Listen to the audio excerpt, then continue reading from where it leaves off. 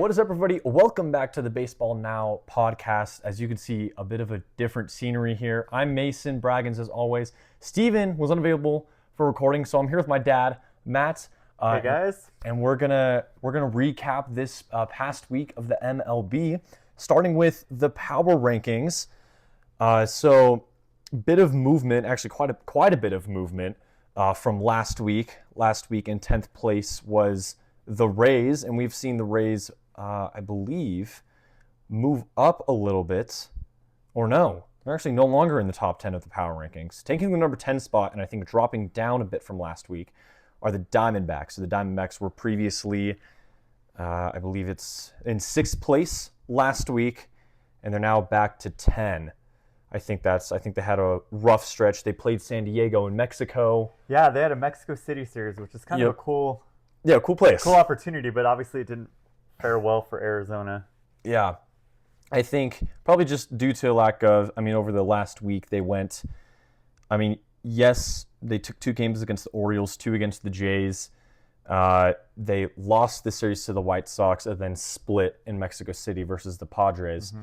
So probably just, I don't know, what looks to be like a lack of improvement on hitting and lack of improvement on pitching is probably why they're dropped down into number 10. And as well, there are a lot of teams who are just playing some great baseball this season. Which, as a fan of 2 other teams in the NL West, I'm okay with the Diamondbacks dropping more and more. Understandable. Well, up in 9th, also a drop from last week. In 9th are the Brewers, coming down from 7th place last week. And I think, again, another just rough stint for the Brewers. They lost, let's take a peek here. They lost their last 4 games. So I think that's definitely probably why they've dropped down in the power rankings. Yesterday they beat the Pirates to take 1 off of them, avoid this sweep. But they lost the last 2 games against the Tigers after winning the first game. So I think probably a similar story with the Diamondbacks that we're seeing with the Brewers here. It's just, probably just a lack of the bats staying awake. That's not to say they don't have excellent bats.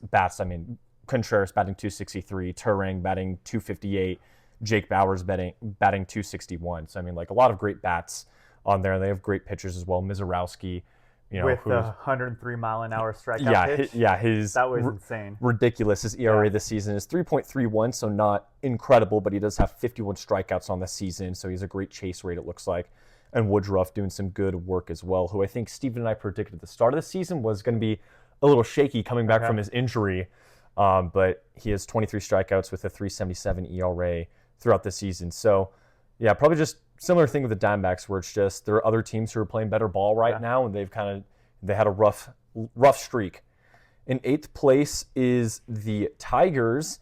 I think they are a new addition to the top 10 this week. So good to see that. I think the Tigers early in the season, Steve and I both predicted the Tigers to win the division. They've had a kind of rough first few weeks. I think this is the first time that they've been first in the AL Central the entire season so far. They're currently 15-14, tied with the Guardians for first place, it looks like. And yeah, the Tigers split a 4-game series with the Red Sox this past week, won the series against the Brewers, and then lost a series against the Reds, who we'll talk about the Reds later, but they are a surprisingly good team this year.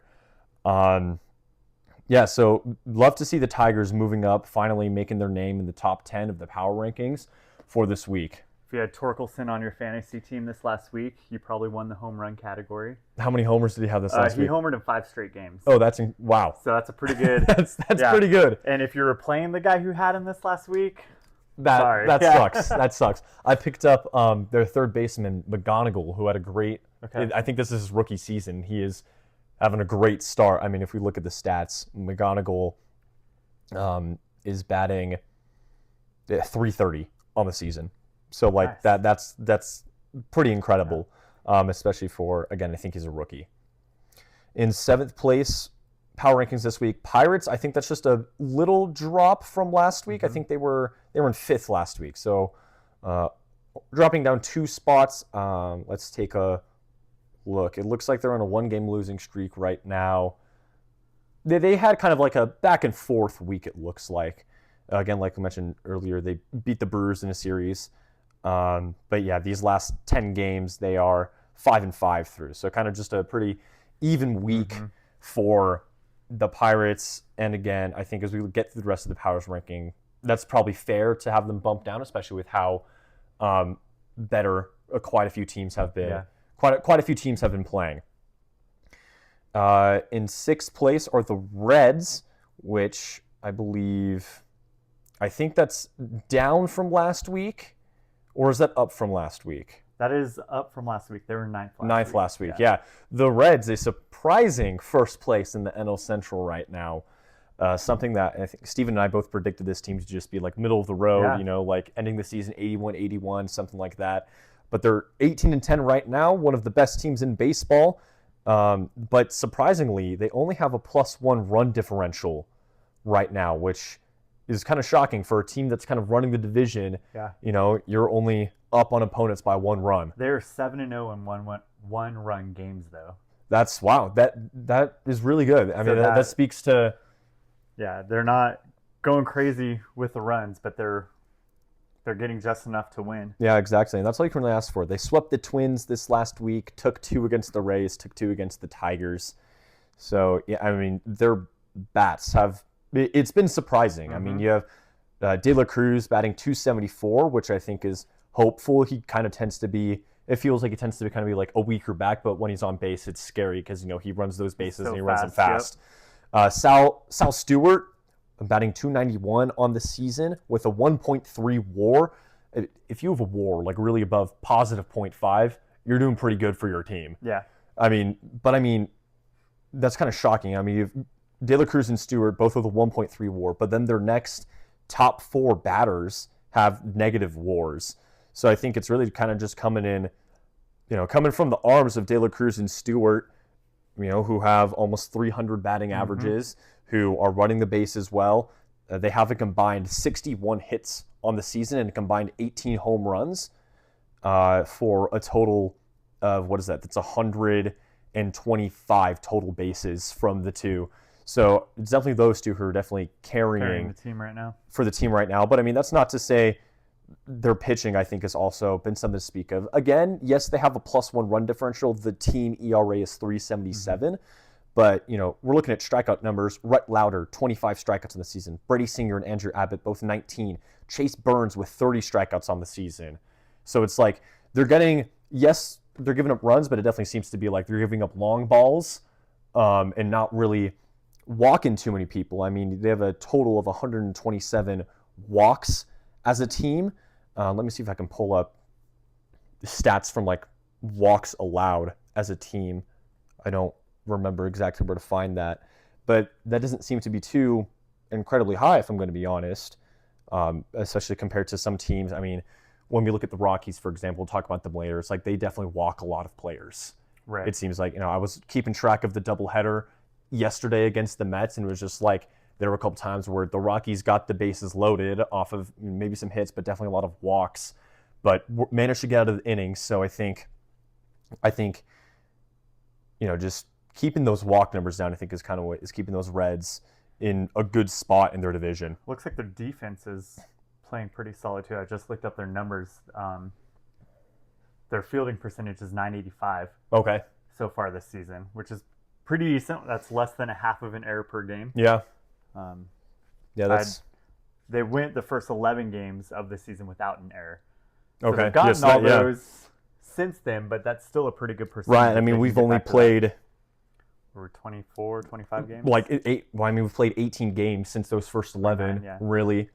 So, yeah, those only few coming in the most recent games. In 5th place this week's power rankings are the Padres, I think, dropping down from 3rd place last week. And, I mean, let's take a look here. They split the series against the Diamondbacks in Mexico City. But, I mean, they didn't have a bad week. They swept the Mariners. Yes, they lost a series to the Angels. They also lost the series to the Rockies. But over their last 10 games we can look at, they're 7-3 still. Because of that sweep against the Mariners. In the week before last week, they swept a 4-game series against the Rockies. So I don't really know what would cause the drop unless it's just, our next 4 teams moving up in power rankings. Could be what it is, but the Padres still seem to be playing excellent baseball. They're only half game behind the Dodgers in the NL West, which is scary that they're playing that well. It definitely doesn't seem like they're that much of a threat until the back half of the season to the Dodgers. But Mason Miller, that guy, he's on pace. I saw this. MLB posted this today, like the on pace to do whatever it is, which is kind of funny doing this early in the season because one bad game can just totally ruin that. But Mason Miller is on pace to have a 0 ERA and over 200 saves this season, which there's only 162 games in a season. I know. I might have read it wrong. I'm not sure how that math It might have been checks strikeouts, but it was like almost a full season worth of games of saves, which is what he was projected to get. So he's been an excellent pitcher. Looks like he's currently 6 1/3 innings off of the all-time reliever record for consecutive scoreless innings. Yeah, he's getting really close. Which is crazy from a reliever. Our boy Orel Hershiser holds the all-time record overall for pitchers. Yep. And Miller is 24 1/3 behind him. So yeah, I mean, another great name on that list, Josh Hader, I think is also on that most consecutive scoreless innings by a pitcher. Does think he Miller's still already playing the past league? Hader though. Oh, he might have. Yeah, Hader has been injured. Okay, that's what I thought. He's scheduled to do, I think, some like just rehab work. Minor league rehab work next week. Does he still? Who does he play with right now? The Brewers, or does he play with the Rays? I should know. No, he's on the Astros. Astros, yes. Yeah, he's on the Astros. Who the Astros are? I mean, we can also talk about them later too, but a terrible team right now. They're worse than the Rockies right now. The Astros, yes. Let's go Rocks. Let's go Rocks. In 4th place power rankings this week, the Cubs moving up from, I think it was 9th or what is it, 8th place last week. Which was they were on a 10-game winning streak until the Dodgers. Until the Dodgers. The 10th game was the first game of that series, right? Yeah, yep. And then the Dodgers took the last 2. But I mean, the Padres. I mean, when you just open up like the team page, the home team page on ESPN, you see going back to when did this 10-game winning streak went back to April 14th. So that's about 2 weeks ago at this point. Yeah, you go back 2 weeks and you just win. It's crazy. That's definitely the reason why they're up so high. I mean, their bats, I think outside of a couple players who we think should be batting a little bit better, but I mean, Ian Happ, who is having himself a season so far, who I think has definitely been, in years past, definitely a quieter bat for this team. But I mean, you got Horner, who's still batting excellently, batting .307 on the season. PCA, who is one of the most electric players to watch. I mean, he's a fun baseball player to watch. I think. Well, and that's what's great about the Cubs is, I hate saying this, right? They are a fun team to watch. Yeah, and especially when they're winning, because you can tell the team is having fun. Yeah, exactly. And it makes it more fun for fans to watch baseball when you can tell the players are actually out there enjoying it. Absolutely. I mean, outside of games played, they have a team batting average of 263 right now. Okay. That's pretty solid. That's a really good team batting average. They have 1, 2, 3, 4, 5, 6 players. Sorry, I'm looking at the wrong stat. 1, 2, 3, 4, 5 players batting over 300. Players who have Michael Conforto is one of those players batting over 300. Hated that guy when he was in LA. Bro did nothing when he was there, but glad to see him batting well. Once a Dodger, always a Dodger, unless you're Manny Machado. Is what I say. These next 3 days will be a big test for the Cubs because now they have to play San Diego. Yeah. After playing the Dodgers, so it's a tough stretch for them. Yeah. The fact that they're still so high in the power rankings bodes well. Yeah. I'm a Cub fan for the next 3 days from from the date of recording this. On yeah, the exactly. Moving up into 3rd place in our power rankings this week are the Braves. They're just dropping down 1 spot. The top 4 kind of just top 5 just barely got shifted around. So I mean, really, we can hit the top 3: Braves, Yankees, Dodgers in the top 3. And I think really that's kind of fair to put all 3 of those teams up there. They're the best teams in baseball right now. The Braves, 20-9, who are technically a game better than the Dodgers because of that. But I mean, they're a half game better than the Dodgers since they just played one more. But this Braves team is incredible. They're good. They are a scary team. I think Steven and I had them getting like second or third in the division this year, behind like Phillies and Mets, who are playing abysmal baseball right now. Those two teams, by the way, Phillies and Mets are the worst teams in baseball, 9 and 19, both of them. kind of embarrassing for two teams that have been incredible playoff teams in the past. But those Braves, incredible.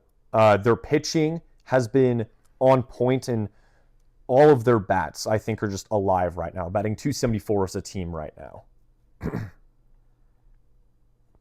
Yeah, Chris Sale is still pitching. How does he do it? He's old. Charts. Yeah, that's what I was thinking. He's so old. When I saw, I think it was a week or two ago, I saw that he's still pitching and pitching well. I was like, wait, isn't he like? Shouldn't he have retired 4 or 5 years ago? Isn't he like your age or something? Hold up now. I mean, Chris Sale has a .231 ERA on the season with 38 strikeouts and only 9 walked batters in 35 innings. Yeah, he's now 7th place among lefties on the all-time strikeout list. Wow, that's incredible. Yep. Creeping up on Kersh. The GOAT. Yeah, GOAT. Yeah. The GOAT. The Yankees, like we said, 2nd place. They're up from last week. They were in 4th place last week. I mean, I think the top 3 this week I would disagree on a little bit. What would you change? I think the Braves should definitely just be in first. I really think, even though Dodgers fan, I really think that they're a better team than the Dodgers. I think just because, I mean, you're the Dodgers. You shouldn't lose 2 games to the Rockies. And that happened last week. But it's like, you're the Dodgers. It's like you go in, you show up with runs. You show up with a lot of power. Yes, the Dodgers have a higher run differential than the Braves right now. But last week, that wasn't the case. The Braves had almost 10, I think, a 10-plus higher run differential than the Dodgers last week. So I think the Braves should definitely be number 1. Dodgers, I'd be okay in 2. Yankees can stay right in 3. They're 18-10 right now, 8-2 in their last 10 games. And one of our series that Steve and I mentioned last week that we were going to keep an eye on was that Yankees-Red Sox series, more so for the Red Sox, who have been off to a pretty terrible start this season. They're 11-17. Unfortunately, Red Sox did get swept by the Yankees in that series. The Yankees scored 4 runs in each of those games. The first game was a shutout, then a win 4-1, then a 4-2 win. I think the Red Sox are still playing kind of competitive ball. They're trying to stay in games. I just don't think this is kind of what I think I talked about this a lot just last season, not specifically. I mean, we only have 1 or 2 episodes uploaded from this podcast last season. But the Rockies, how they would get hits, they would play competitive baseball, but just they wouldn't be able to capitalize on those moments and then give up runs when it mattered most to keep those runs behind. I mean, if we look at the Red Sox, total hits on the team this season is 218 compared to the Yankees, who have, gosh, I'm getting dehydrated from how much talking I'm doing. Well, I mean, crazy. The Red Sox have more hits as a team than the Yankees, but the Yankees have a lot more homers. Yeah. The Yankees have 43 home runs. The Red Sox have 19 across the season. So if you're looking for home run bats for your fantasy team, don't go to the Red Sox. But if you're looking for good contact hitters, the Red Sox are an okay choice. But yeah, I think it's just sad to see the Red Sox playing this poorly after they almost made the playoffs last season. I think a lot of people are with Garrett Crochet, who has had a surprisingly awful season so far. Kind of shocking from, one of the, best pitchers in the league. Let me pull up his stats here real quick. I think he has something like a 5 ERA right now. A 6.3. He has a 6.3 ERA through 30 innings. So I don't think it's clicking for him. Yes, he has 37 strikeouts and only 11 walks, but he's given up 21 earned runs. That's what that is. 33 hits and 5 homers. So it's not really there. The best arm for them right now, their starting pitcher arm, is Connolly Early with a 2.84 ERA and a 28 strikeouts, only giving up 10 earned runs on 24 hits through 31.2. So he's definitely pitching better. I mean, there are other pitchers. They have Ranger Suarez right now. They have Sonny Gray right now, and Brian Bello, who all have ERAs above 4. But yeah, let's talk about the Dodgers. Still not Yeah. in the top 4 or 5 worst team ERAs in the league. Yeah, this is true. Yeah. That just means that they're also not hitting. Yeah, I or mean, getting runs. They're getting hits. The They're run not getting runs. differential is negative 11 for them. Okay. But let's start. Number 1 team, the Dodgers, our favorite team, obviously. I love just watching this team play. I love watching the boys in blue. Yeah, I prefer them when they're healthy. Oh, absolutely. I mean, Mookie Betts Mookie, not getting to watch him is sad. Tommy Edman, also not gonna. He's a fun player to watch, but he's injured right now. a couple of key pitchers, but I mean, yeah. If we look at the whole injury list, it's Mookie and Tommy both on the, I guess, 10-day IL. Blake Snell has been on the 15-day IL since the start of the season. Muncy is currently day-to-day, but he was out yesterday because of an illness. So he'll be back here in a couple day-to-day days. because of sickness, right? Yes. Yeah. Smith is day-to-day with back, so that's why he was out yesterday. But like some pitchers on the IL, we have Gratterall on the IL. Edwin Diaz hit the IL last week. He's probably, I don't think Which was probably 3 games too late for him to hit the IL. He should have gone when he first started feeling discomfort and not said. Yeah, absolutely. Fine, I mean, they have him on the 15-day IL. I think he's probably at least on the 60-day IL. Yeah. I think. Well, he just had surgery, didn't he? Did he just have surgery? he had surgery. Okay. Yep. I mean, it's still going to take a long time for him to recover. I think this is, it's, what was it? Left elbow, like, loose bodies. Right elbow loose bodies is what his injury is. I don't know what that means. I just don't, but I think that's at least a 2-month-long recovery process, I think is what it is. Yeah, he had surgery. Okay. And it looks like he's probably going to be out for 3 months. 3 months, yeah. So I'm just like, 3 months puts us in pretty much almost August. So if he comes back healthy, comes up strong. Yeah. Dominant like he can be. Yeah. That's the right time for the Dodgers. Oh, absolutely. Because they'll be able to maintain. Absolutely. I agree. The status quo for the Dodgers, which is pretty high in the league. Absolutely. And yes, I know the haters are going to say, they bought that, but tell your owners to spend more money.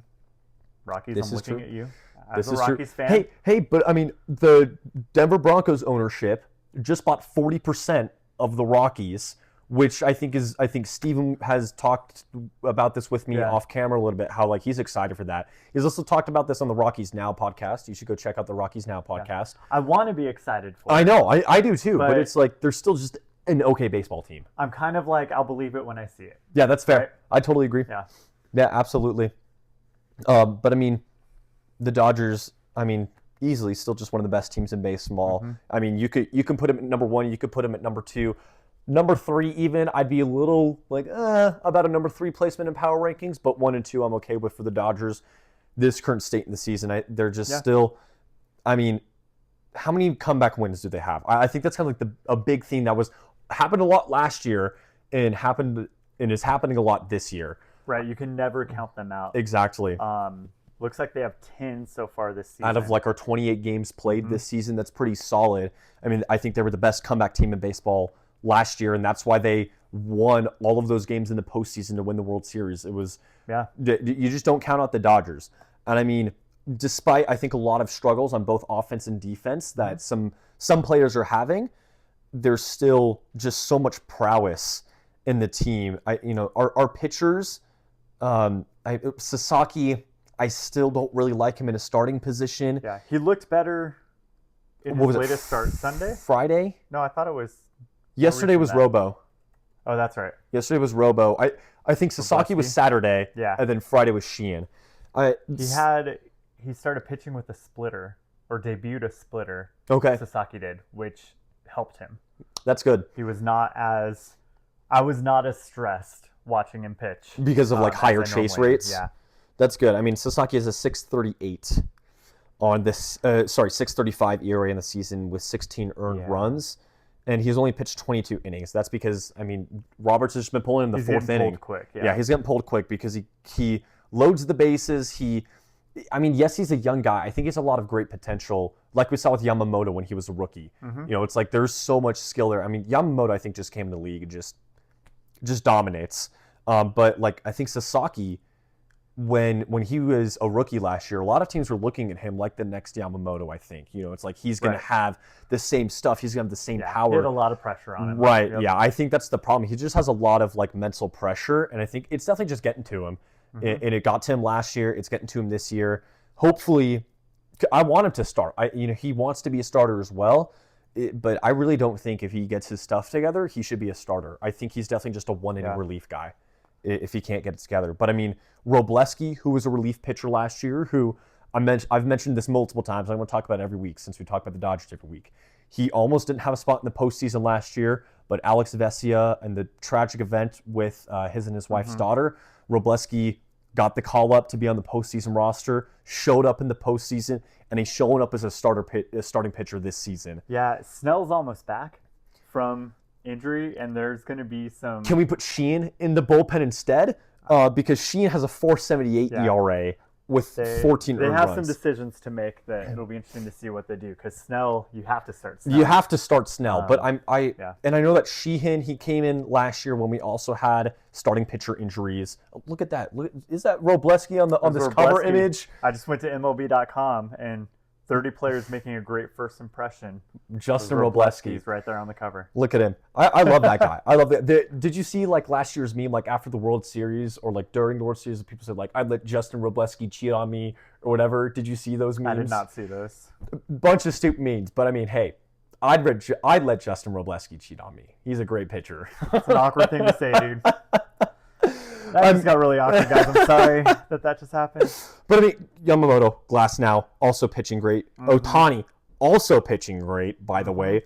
Yes, he's only pitched 24 innings, but he has a .38 ERA with 25 strikeouts and only 6 walks. Outside of Yamamoto, that's the lowest walk count for a starting pitcher that we have. So nice. Shohei is making a name for himself in the Cy Young, I think. I'm one of those. I think I'm one of the few people who would prefer when Shohei pitches that he didn't also bat. I'm inclined to agree. I think especially, like, it was fun to have him do both last season, but especially after that first time where, like, he came in and just pitched. That's all he did. Yeah. He pitched much better. Yep. And I think, I think it'd be sad. I think a lot of people want to see him still hit. It's like maybe in every other, like he does just pitching, and then his next start he pitches and hits, and then just alternate.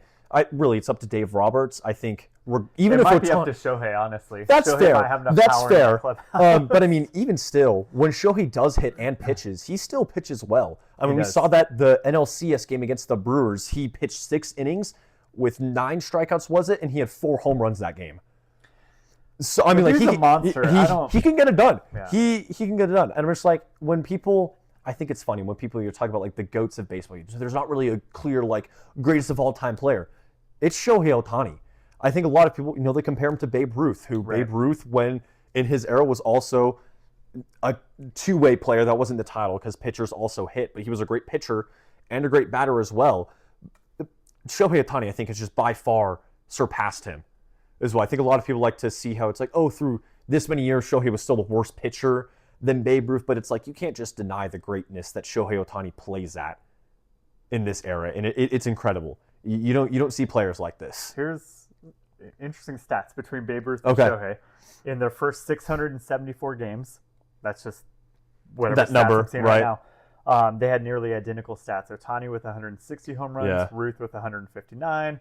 A slight worse 35 average. and 19 record in pitching, 35 and 18 record in pitching for Ruth. It's pretty impressive how similar they are. Now, it is a very different game today, I think. Right. Velocity on pitching is significantly higher. Well, I mean, Ohtani doesn't even have like the highest velocity of the game. Pitchers like a relief pitcher on the Dodgers, Edgardo Henriquez, can pitch a 100-mile-an-hour fastball. Mizorowski, who we mentioned earlier, also throws 100-mile-an-hour fastballs. So Ohtani doesn't pitch that fast.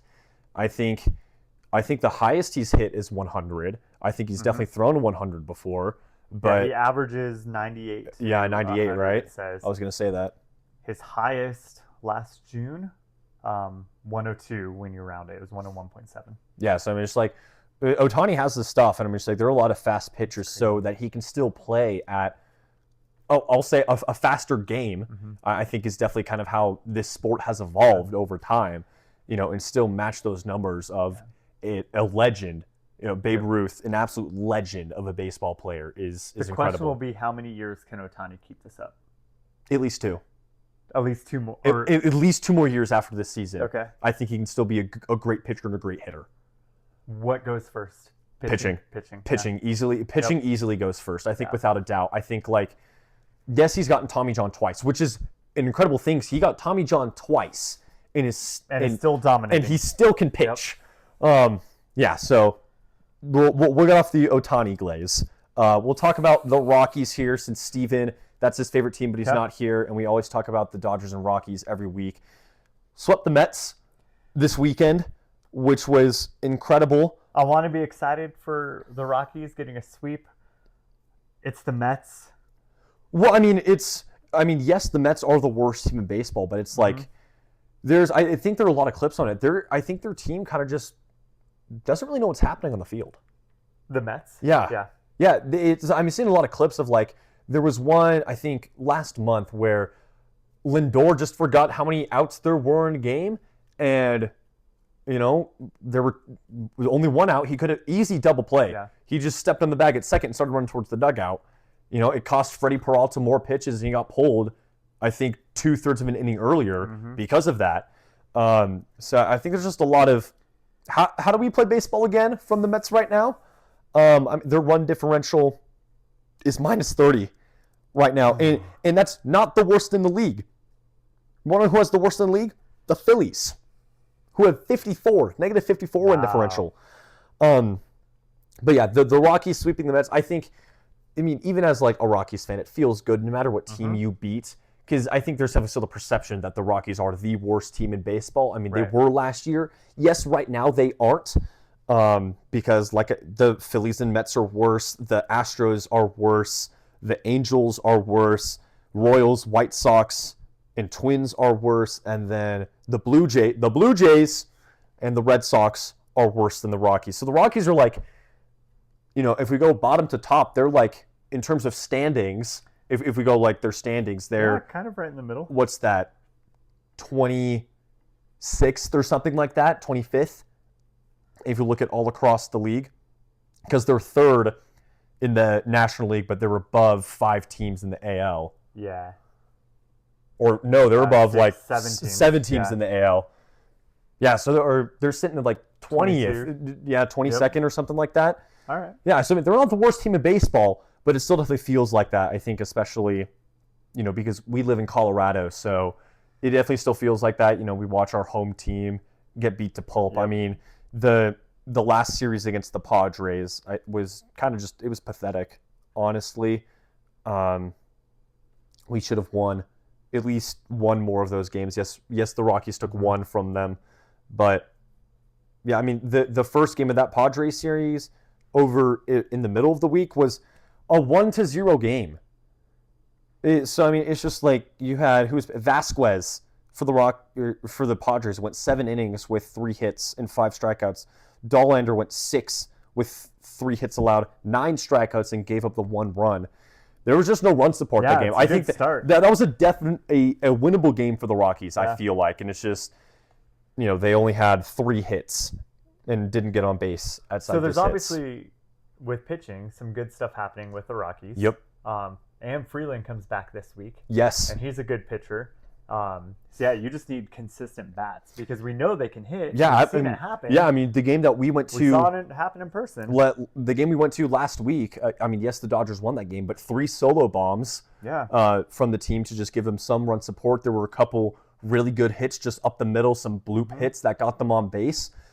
But it's just it was definitely it's just the problem with bats. I think. You have Troy Johnston, the right fielder, batting .315 right now, with 40 total bases. He has 16 RBIs and 28 hits.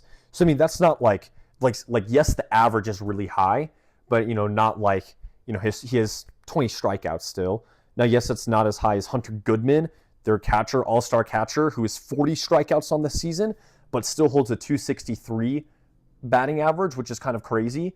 The fact that you have struck out 40 times, but are still on base that often. Yeah. It's really just a matter of like the guys who are consistent staying consistent and maybe seeing some more power from a lot of the other guys. I mean, I think of players like Kyle Karros, son of Dodger legend Eric Karros. He's only batting 188 right now. I'm a Kyle Karros fan. I think, mainly because he's because of the last name. Exactly, because of the last name. But I think, in the minors, I think he played well. He played good baseball, brought him up to the majors to like actually start this season, especially, after Rockies traded McMahon away, so Karros plays third base. But he's only batting 188. Not that good. He has 15 hits and only 4 extra base hits.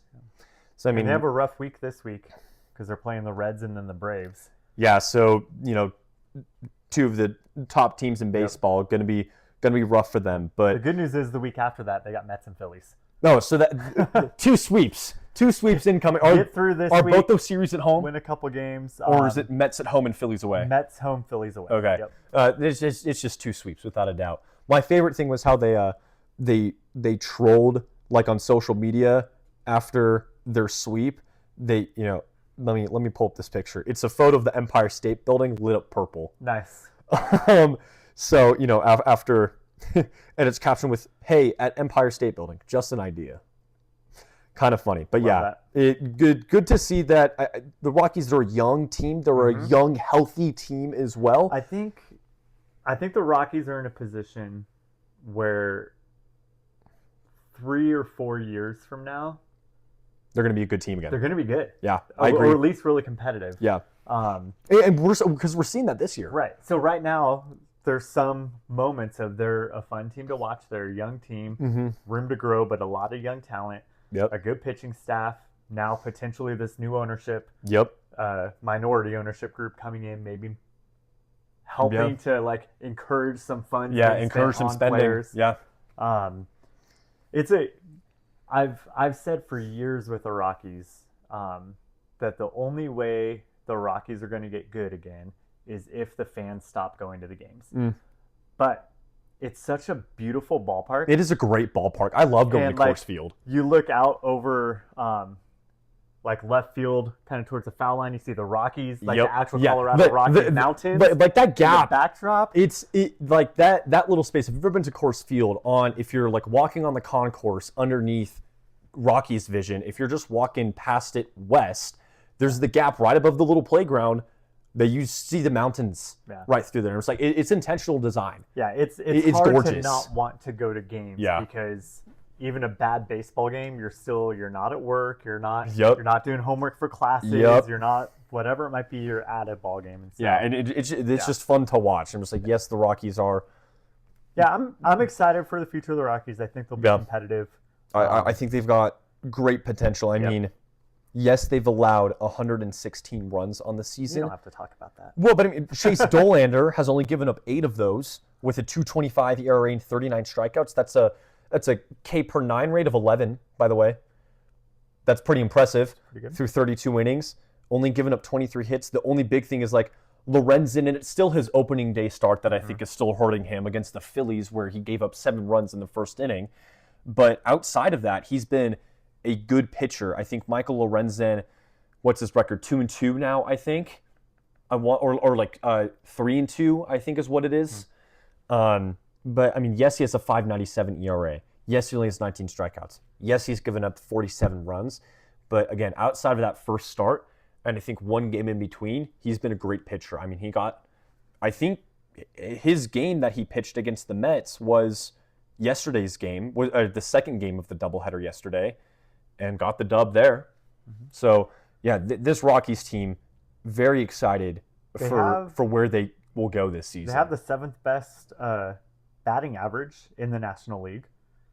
That's really good. Yeah, that's like right in the middle. Yeah, they're not awful. Yeah, they're not awful this year. They're just not winning. They're not winning enough games. Yeah, They're under 500 exactly. still, but Right. But I mean, it's like if you follow the Rockies Now page, Steven, who is like the main admin for the page, will post every time they win. It's like the Rockies were this and this, like I think before they got 13 wins, they had 50 losses last season. yeah, So it's like, it's incredible to see like the bounce back they're having. Again, yes, they are still just a mediocre team this season, but they aren't a terrible team this season. Yeah. And it's hopeful, it's, hated that they split the series against the Dodgers. But hey, the Dodgers aren't the Blue Jays and we didn't lose the series. that's fair. But yeah, the Rockies are just, I'm excited for what is going to happen with this team. Yeah, absolutely.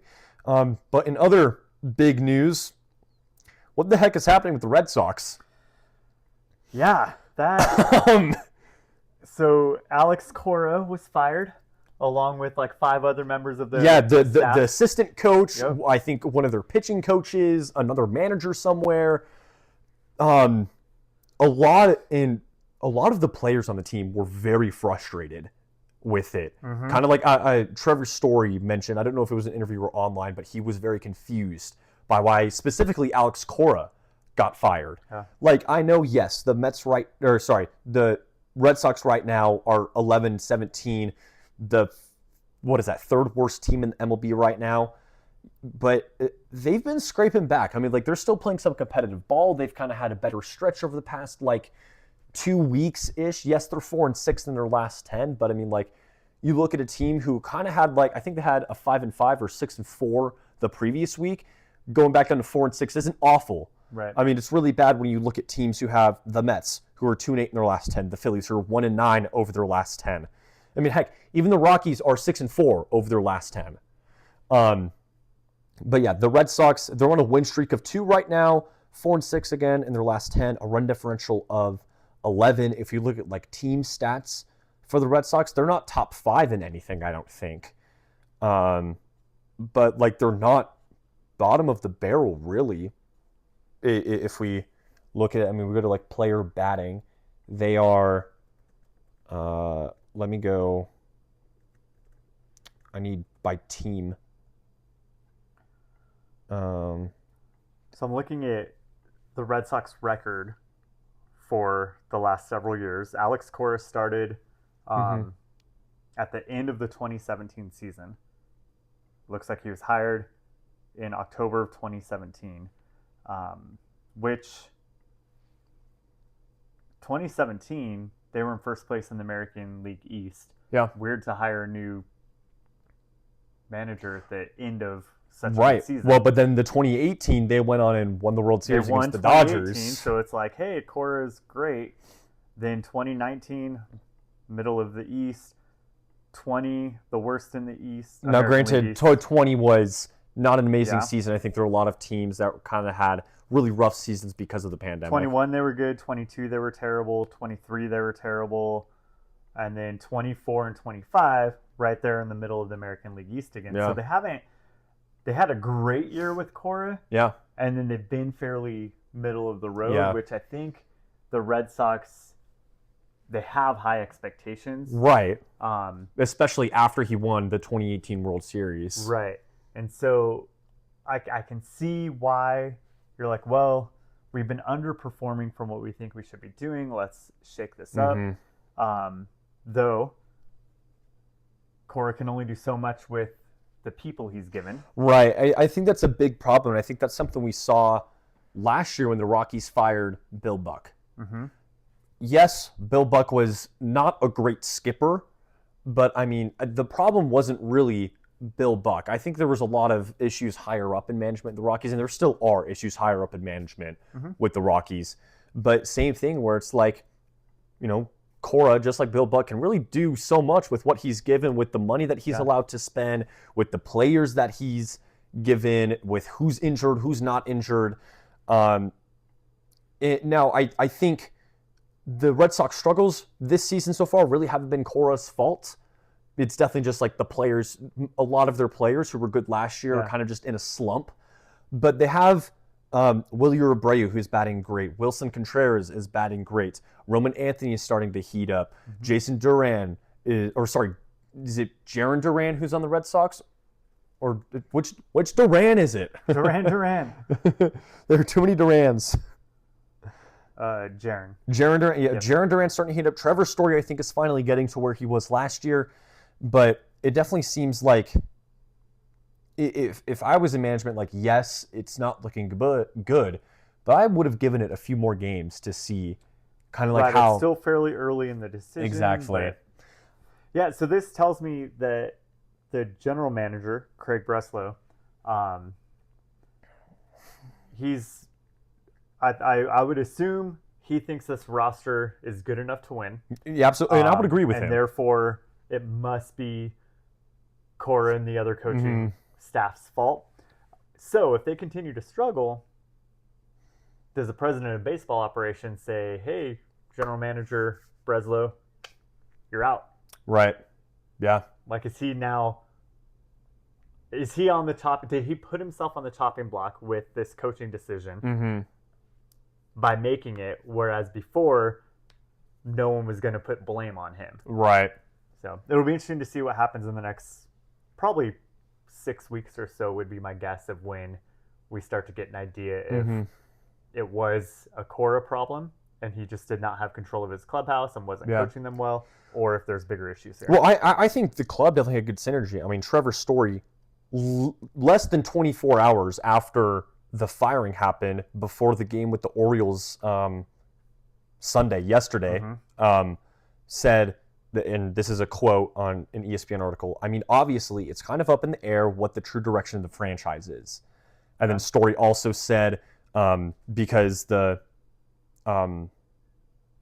Breslow gave an explanation to the players, says that the explanation wasn't satisfactory, and Story specifically said that he wanted to talk further with Breslow about why the heck did you do this. He says those are conversations that need to be had. They'll be had today and onward going forward too. So Story's pissed. Yeah, it looks Very like he obvious, said they're like- some of the best coaches in the world and they care more than anyone. Yeah, and they didn't get a fair shot. Yeah. It's like Story said, Cora, he had our backs every single day. He was very truthful with players and took bullets for us and everything you can ask for and more as a manager. I just can't express how thankful I am to have played for him. Yeah, I've got a love for that guy. And Roman Anthony as well. Anthony kind of gave a little bit more of like just a vague neutral response. I don't really think anyone expected it. At the end of the day, when we take the field, it's on us. It's not AC's job to go out there and do the things that we're expected to do as players. So, I mean, it's nobody's fault but ours. And I think that's the mentality and kind of where I stand with it, where it's like, again, Cora can only do so much. You know, it's like, yes, you have all the coaches who are like, hey, like, we're seeing this. We need you to, like, work on this. But, you know, it's like, if the players aren't working, like, you know, and the coaches are like, hey, we're telling our players to do this. We're working on this. We're working on this. There's no improvement. That's not really the coach's fault, especially if they are taking time to make sure that a player is trying to improve and get better. I've always liked Cora. I remember watching him on the Dodgers in the early 2000s. When I lived in California, that was the era that my family, we had season tickets. Oh, nice. And I remember one specific at-bat, like this is the at-bat that I will forever remember. It was an 18-pitch at-bat. Oh, my gosh. He fouled off 14 consecutive balls. Well, strikes, but like Pitches, 14 consecutive pitches. Ended the at-bat with a 2-run home run. Incredible. It was incredible. It was so crazy to watch and be there in person. I was at that game. That's with my awesome. parents, so yeah, that was super fun. Yeah, I think a lot of confusion about He'll land somewhere. Cora, he'll get another job. the somewhere. Angels. Yeah. I Go back to SoCal. Yeah, I mean the Angels. I think definitely could use a better head coach than him, or the Giants, because their young coach, I don't think knows what he's doing. Or their young manager, he's a little lost. It looks like, but yeah, I think it's definitely a shocking decision. Yeah. From the Red Sox management. You know, maybe it wakes up the players a little bit. You know, I think, you know, the firing of someone that you care about as a player, I think will wake you up, you know, almost like, you know, this is revenge for you firing the guy that we liked kind of a thing. So maybe the Red Sox will lock it in. You know, you never know. That definitely just unfortunate and very shocking Yeah. of a decision to make. But I think there are a lot of Good news is, dude's still going to get paid. true. Yeah, he will. Yeah, I think He'll land somewhere for sure. Yeah. Well, he's still owed a lot of money. It looks like he's still owed $13 million over the next year. Oh, wow. From the Red Sox, and so Yeah. because there's a contract, they don't just get to say, Yeah. "You're done. We're not paying you anymore." Yep. Yeah. But yeah, he'll land somewhere. It's going to be great. Absolutely. For him. It'll be interesting to see where the Red Sox go from here. Yeah, for sure. I think I'm hopeful that their team wakes up, you know, gets a lot of wins because of this. Again, kind of like that revenge thing. I don't know. Part of me hopes that they get worse, and then the GM is the one who then gets fired. Then Breslow gets fired. And then he realizes that, it wasn't Cora after all. It was you. Yeah. I don't know. Yeah, but I mean, there are plenty of other stories in the MLB right now. There are a lot of teams who are lighting up. I mean, who would have thought? The Athletics. First place of the AL West. Who would have thought? This has been the most surprising team, I think, in 100%. in the MLB. Like, yes, we can talk about the surprises of the teams that we thought were going to be good being bad. But talk about the bad teams being good. The Athletics, 15-13, atop the AL West right now. They're 5-5 over their last 10, and they somehow are the best team in the AL West with a run differential of -8. But I mean, it's incredible to see how these guys are playing ball. I mean, last week sweeping the Mets when the Mets were still, I think they had a higher winning percentage, like it was still below 500. Now been swept a few times. Exactly, but it's like they swept the Mets and then they split a series against the Rangers. Then they lost a series to the White Sox, but won a series against the Mariners this last week, and then over the weekend won again versus the Rangers. This team is crazy. Like how do you go from one of the worst teams in baseball last season, like the fourth worst team or something like that? Your ownership and management has blown itself from the inside out. You sold we're getting rid of the Coliseum. We're moving to Las Vegas, but we can't go there yet, so we're in Sacramento. Yeah, it's a temporary location. Temporary home. They said they weren't going to affiliate it, then debuted the yellow jerseys with Sacramento on them. Yes, the jerseys look cool, but I still think it's silly that they did that after saying, "Oh no, we're not going to affiliate with Sacramento. Might as well just stay there." I don't know, but I mean, Shea Langeliers batting .304 with a .361 OBP. 563 slugging and a 923 OPS. 1.3 WAR for the team. He has 8 homers, 14 RBIs on 64 total bases. Like it's crazy how well. I mean, Nick Kurtz as well, batting .242, a 424 OBP, 856 OPS. Kurtz has 5 homers, 12 RBIs. The other Max Muncy also playing well. Max Muncy. Batting .239 with 710 OPS. He has 2 homers, 7 RBIs, but he has 22 hits. So I'm sorry, Jeff McNeil. Like, this guy's still in the league.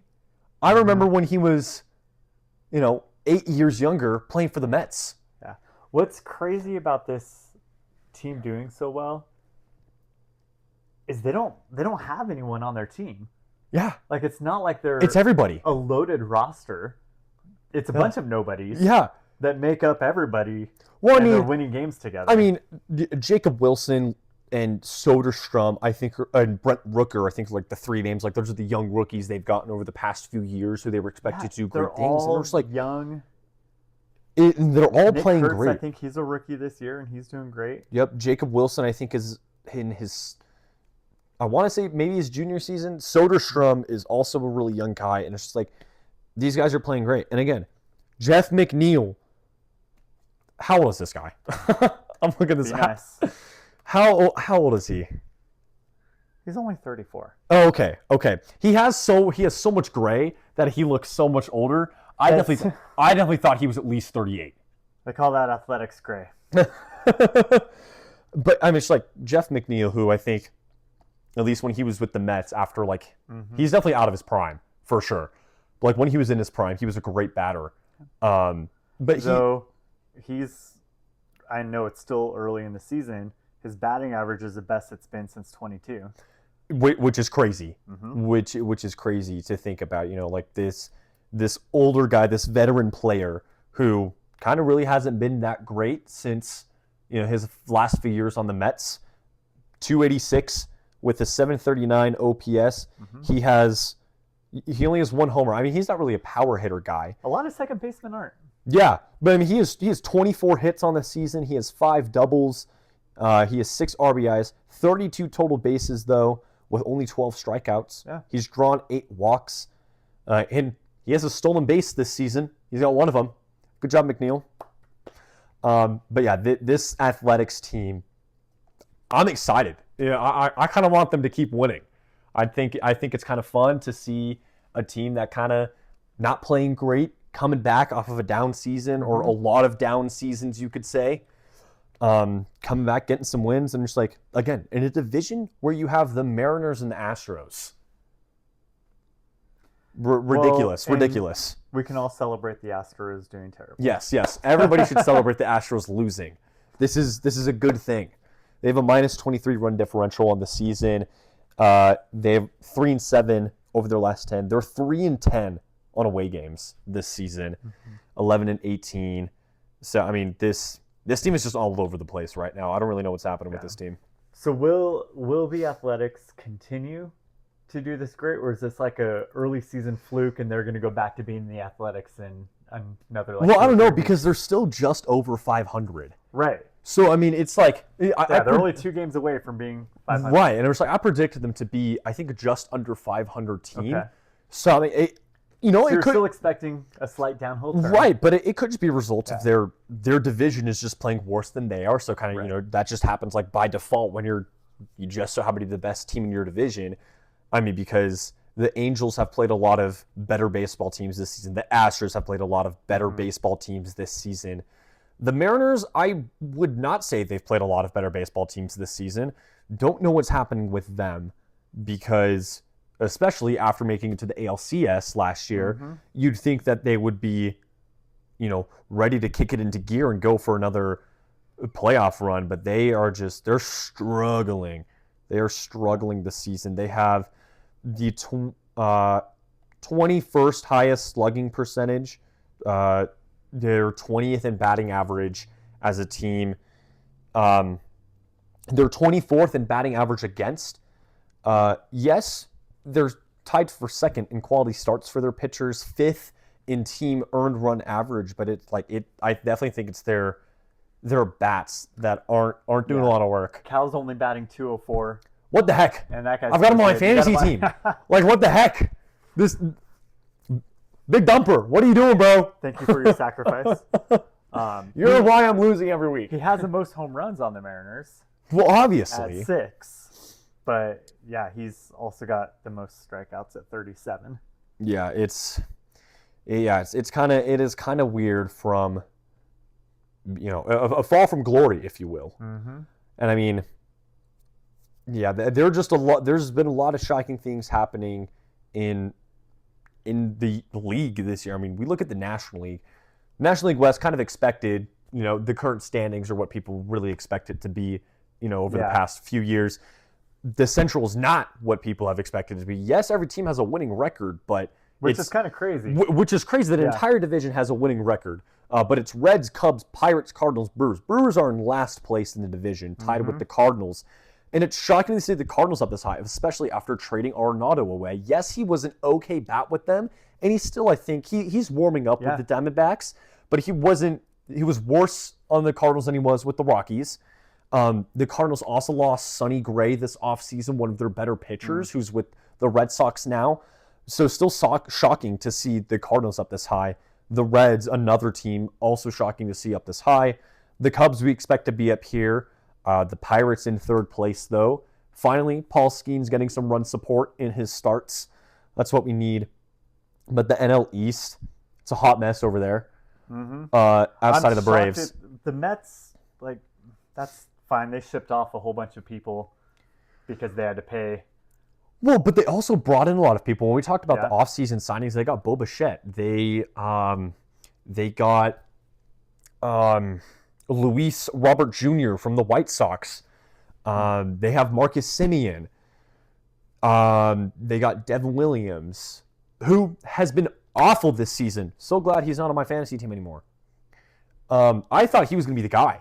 Like, you drafted Edwin Diaz in our draft, and I was like, great, I'll grab Devin Williams. You know, he's supposed to be the next Edwin Diaz kind of a thing. And he has like 6 blown saves this season or something like that. Yeah, kind of unfortunate. Yeah, the Mets are imploding. The Phillies are imploding. I blame Soto for the Mets' problems. Well, I don't know. He was great with them last year. Yeah, but he's Juan Soto. Fair enough. Fair Here's enough. the thing. There's not a lot of players in baseball that I just absolutely do not like and do not want to watch. And anytime I see him, I feel icky inside. Juan Soto is one of them. Along with Manny Machado. Yeah, but I think I put Juan Soto That's lower fair. than Manny. That's fair. Yeah. That's totally fair. That little Soto shuffle. Like, if I were a pitcher, I would beat him every time after that. And I know that's not kosher to say. But The little thing, he takes a pitch and then like shuffles forward. Like, yep. dude, it's not that deep. It was a bad pitch, like a foot outside. It wasn't anything you did that made you like, I watched a montage of him doing it, and I just got so angry. And then finally he did it to Zach Greinke one time, and Greinke just chucked the ball at him on the next pitch and beat him. That's so valid. Yes. That's so valid. Thank you. Zach Greinke, Dodgers legend, Zach Greinke. Royals legend, and then he came to the And then he played for the Diamondbacks, and I hated him when he went to the Diamondbacks. Yeah. No, he was fun to watch because he could care less. Yeah. He was just there to have fun. Yeah. Yeah. He was like Trevor Bauer before Trevor Bauer. Trevor Bauer, you just dropped that name. He's back in the United States playing baseball. Yes. Finally. 7-inning no-hitter yesterday or the day before, whenever it was. Get this guy an MLB contract. Rockies could use a guy like him. He might be a little. His velocity's not where it used to be. He's getting old. I hate to say it. He's fun to watch in the minors, though. He is fun. Whatever system he's in right now. I'm just saying. I think the Rockies could use a guy like him, someone who's still he's like Alex Vesey, you know, like he's got that dog in him. There are a lot of pitchers who got that dog in him. Trevor Bauer is one of those pitches. He just brings that energy. He's spunky. My favorite thing, like I've watched a lot of his clips on his YouTube channel or whatever, and like my favorite thing, like when he was in the Mexico League or whatever, just calling out pitches to the batter and then striking them out. Yep. Like I just love his energy. And He plays for the Long Island Ducks. go Quack, Ducks. quack. But yeah, I think a team needs to give him one more shot. I just some team. I don't care who it is, as long as it's not the Padres. I think the problem is he wasn't that great last year in the. Was he still with Mexico? He was in Japan. He was in last year, Japan? Okay. and he had the league's worst ERA. Oof. And so he's now in a lower minor league division in the States. So I think don't be too impressed yet. If he can keep this up, Right. and I don't know, maybe he can work his way back up. I don't know. But we're running a Anyway, little. you dropped his name, so I got excited. Well, we're running a little low on time, so we're going to wrap it up. We're going to take a peek at this next week's schedule, take a look at all the games, see what action's happening, what we're going to take a look at. That are always like a few teams are like, oh, that's going to be a good series, or like, maybe we can not point that one out. We did mention them briefly. So like Angels, White Sox, not necessarily like a riveting series. Not necessarily. Okay. I'm thinking like the Giants and Phillies series, because they're both really bad teams right now. Okay. So like just kind of seeing how both of those teams, respond to having played pretty poorly so far, I think is the good one to watch for the weekday series, and then the weekend series. We like to pick one from both. I do think Cubs Padres also. Could be a fun one to watch as well. Yeah. I'll be following that one. Let's go Cubs. Please beat the Padres. For our weekend series, I don't know, a lot of kind of like just Ooh, the Braves and Rockies are playing each other. Oof. Yep, in Colorado. That's going to be it's a big deal for the Rockies. Yeah, To see absolutely. if they can take Somehow down. always ends up being a series of the Rockies he's playing in. So yeah, those are our two that we're gonna keep an eye on. I guess three: San Fran and Philly, Chicago and San Diego, and then Atlanta and Colorado is what we'll keep an eye on, and we will hopefully Steven will be back next week. Yep. If he's not, you'll get this again next week. And yeah, so that is it from the Baseball Now podcast for this week. As always, don't forget to like, subscribe, follow, share, all those things. If you know someone who loves baseball, loves to hear about baseball, I'm here every week chatting about baseball. Steven is usually here every week. If Steven's not here, it might be my dad from now on. But we just love chatting about baseball, looking at all the stuff that's happening around the league, doing our weekly recaps. And I'll keep saying this until it happens. We're looking for some help on the Baseball Now side of things. Right now, the podcast is really just me and Steven doing everything for it. We don't really have time to manage the social media page. So if you have some extra free time and you know your way around social media, how to promote, how to stay active, keep people updated, we would love your support. You can reach out to Steven. I believe his email should be in our YouTube page, or you can reach out to the Rockies Now page on Instagram, since that's what we have.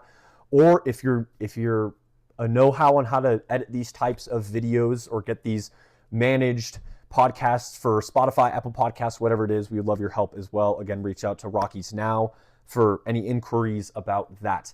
That is going to do it for this week of Baseball Now. As always, I've been Mason Braggins, joined by my dad, Matt. See you guys next week. Bye. Peace out.